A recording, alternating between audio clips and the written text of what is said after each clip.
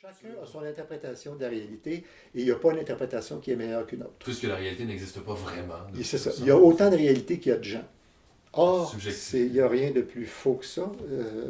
C'est drôle parce que j'en parlais à mes étudiants il n'y a pas longtemps. Je leur parlais de ce que c'est que la méthode scientifique au sens le plus large du terme.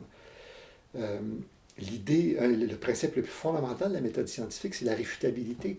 Le fait qu'une proposition qui est émise, on puisse la tester et soit la valider ou l'invalider en la modifiant pour quitte à la revalider par la suite. Alors que quand quelqu'un émet une opinion, ou je parlais des croyances religieuses aussi, on peut émettre plein de propositions qui sont irréfutables au sens qu'on ne peut même pas les réfuter parce que c'est des croyances. Donc, c'est pas scientifique. Et quant aux opinions de Radio Poubelle, bon, ce n'est pas des opinions religieuses, mais encore là, il faudrait pouvoir les réfuter. Et si on peut les réfuter, bien, ça veut dire qu'il y a une méthode qui est meilleure qu'une autre. Je veux dire, il y a... tout n'a pas la même valeur. Donc, le relativisme, pour moi, non. C'est comment dire, c'est facile. C'est très facile. C'est de la paresse. C'est de baisser les bras, finalement, de dire. C'est de baisser les bras, exactement. Je pense que chercher... Ce que les gens ne savent pas, c'est... Et ça, je le vois tellement chez mes étudiants. La difficulté de comprendre et de faire des découvertes et de comprendre des choses est tellement grande. Ça demande tellement d'efforts de comprendre la complexité sociale, la complexité biologique, la complexité physique. Puis les gens ont tellement la critique facile. Tu sais. Ah, oui, ça, Darwin, il n'a pas compris telle chose. Ah, Newton, il ne savait pas. Je les entends parler des fois, là, tu sais. Ils ont l'assurance que confère l'ignorance.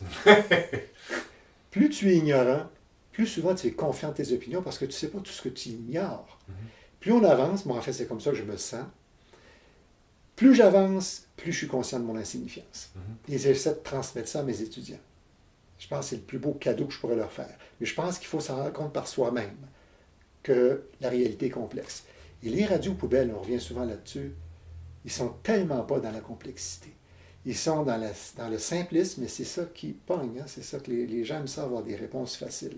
La réalité est tellement plus complexe.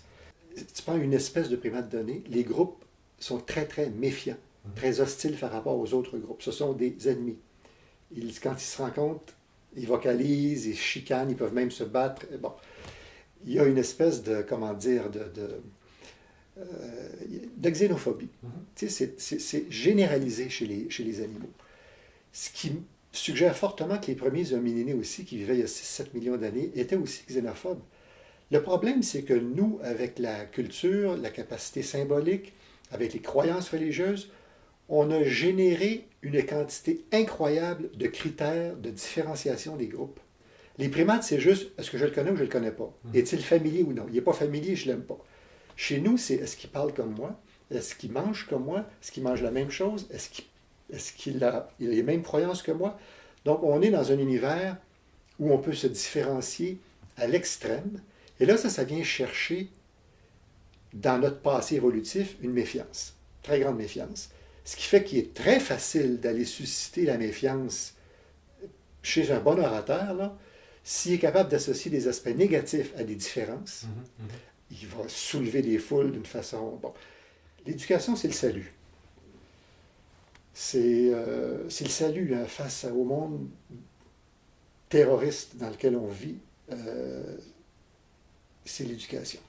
Moi, j'enseignais l'autre jour à mes étudiants d'où viennent les religions, mais fondamentalement, pourquoi est-on doté de cerveaux qui trouvent attrayantes, cerveaux qui trouvent attrayant les idées religieuses? Pourquoi trouve-t-on attrayant des systèmes qui nous expliquent comment fonctionne le monde?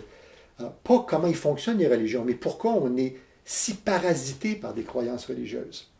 Là, dans ce sens-là, dans ce temps-là, je pense que je fais œuvre utile parce que je vois leurs yeux s'ouvrir et se dire « Ah, OK! » Et ça permet de réaliser que relativiser toutes les religions. Quand on considère, je leur disais un chiffre, je leur ai demandé à mes étudiants, comment pensez-vous qu'il y a de confessions religieuses chrétiennes différentes dans le monde? Des confessions, hein, des sectes religieuses chrétiennes. Il y en a 38 000 ou 33 800. Chacun dit qu'ils ont la vérité. Et tout le monde se bat pour la vérité absolue. Moi, je dis justement, la science, c'est complètement en dehors de ça. La vérité, c'est affaire de pragmatisme. C'est que si tu es capable de te rendre sur la Lune, c'est que tu comprends assez bien la gravité, etc., pour te rendre sur la Lune. C'est pas une vérité absolue, c'est une vérité qui sert juste, qui a une valeur pratique. Alors qu'en religion, c'est des vérités absolues. Hein? On est sûr, même si on n'a pas de preuves.